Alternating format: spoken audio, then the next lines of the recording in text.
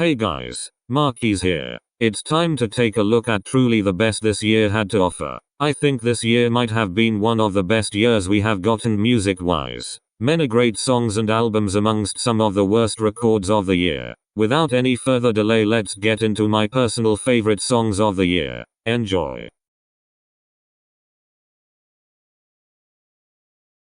There has been a heavy debate about which artist had the biggest comeback last year. Some people said SZA with her new album SOS selling relatively well. Some people said Ray Shremmerd. I disagree. Other people said your favorite Martian. But reception-wise and number-wise it could only be one artist. And that artist is Kendrick Lamar.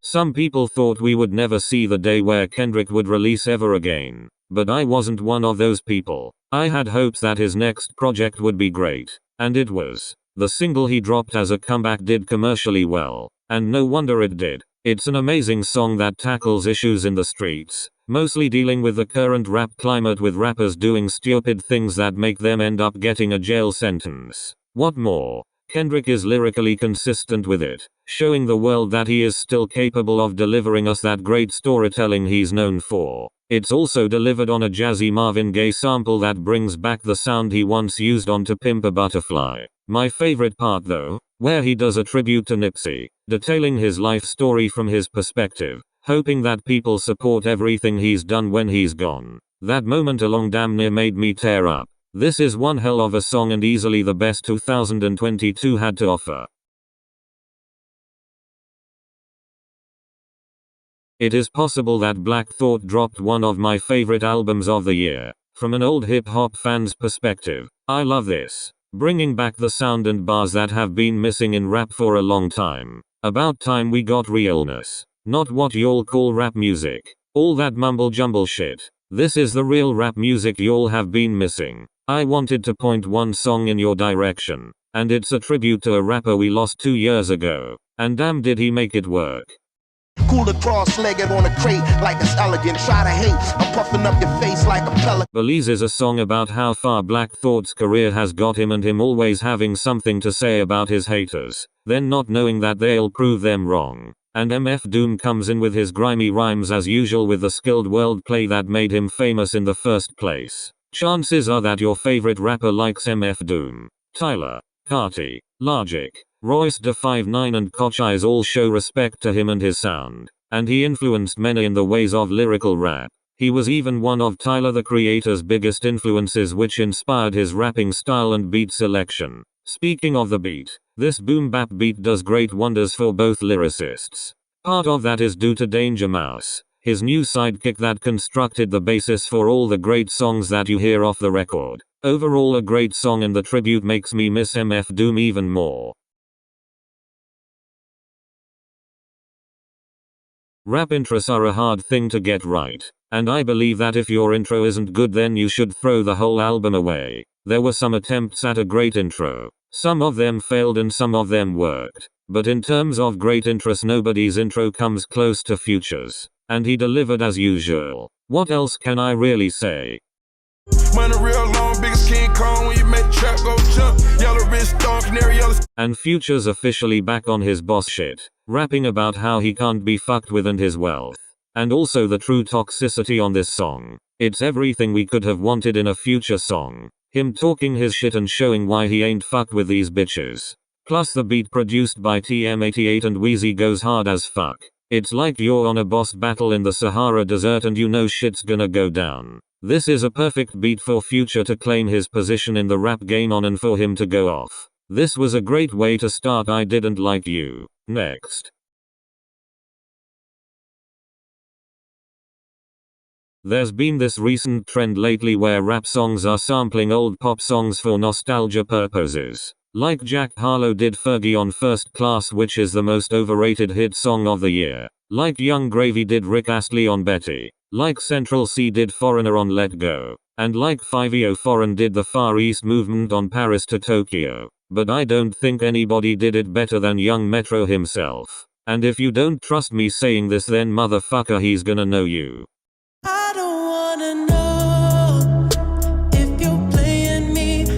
For those who don't know, this is a remake of Mario Winans' I Don't Wanna Know, a song featuring the Bad Boy Records creator Diddy and singer Enya, which is one hell of a duo that I didn't expect at all. And when delivering a solid cover of the song, The Weeknd delivers. His vocals are good if not better than the original. Plus 21 Savage delivers a solid verse here. And this song's exactly enables reach of what his own music's about. A heartbreak which he covers well in his own music. I'm glad someone from Metro's side requested a remake of this song, and I'm glad that I was able to put it in my best list. Next. Sometimes it's the fusion of both worlds that are well needed. Take for example the Wu-Tang Clan. They are regarded as one of the best rap groups of all time. They have influenced many, including the Griselda group. Seems like it would be a good idea, right? Well, it was. And that fusion led to one of the best songs on Hitler Wears Hermes 10 being made. And gotta say, this song's going down in history. We used to be good friends a long time ago. Niggas know I'm the plug now. Having Busta Rhymes on your song at this point is a cheat code. Plus everyone on here killed it. Whether rapping about street shit or their drug dealing ties, each person on here comes in with a strong verse filled with great lyricism. My favorite verse is still Ghostface Killers to this day. He is way too cold with it. Like usual. I expected that. I will admit though, when this first came out I had no idea who was on the cover. Kinda like a her loss situation. Am I right? Anyways, I did my research and it turns out that Eastside Flips on the cover. He's what you call the local crackhead on the street. He's chill though, and everyone from Westside City knows who he is. Hence why putting him on the cover was a great move. He did overdose though. Hopefully he's okay. Anyways, great lyricism and beat selection. Next.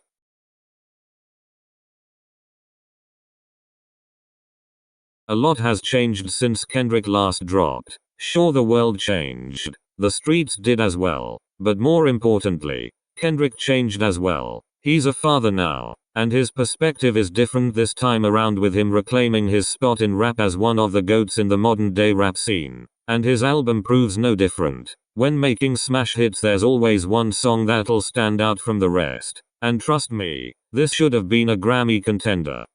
Bitch, you ugly as fuck. You out of pocket. 2 ATMs. What I always liked in Kendrick's music is the confidence he has. That's what makes Alright so great. And also this is well composed. If not for the Heart Part 5 taking my top spot this year, then this would have almost been my favorite hit song from him. Hell, the album's good as well and has quite a bit of replay value with songs like Savior, United in Grief, Silent Hill and Purple Hearts. It's definitely a return to form for the style he's known best for, and we're all glad he's back.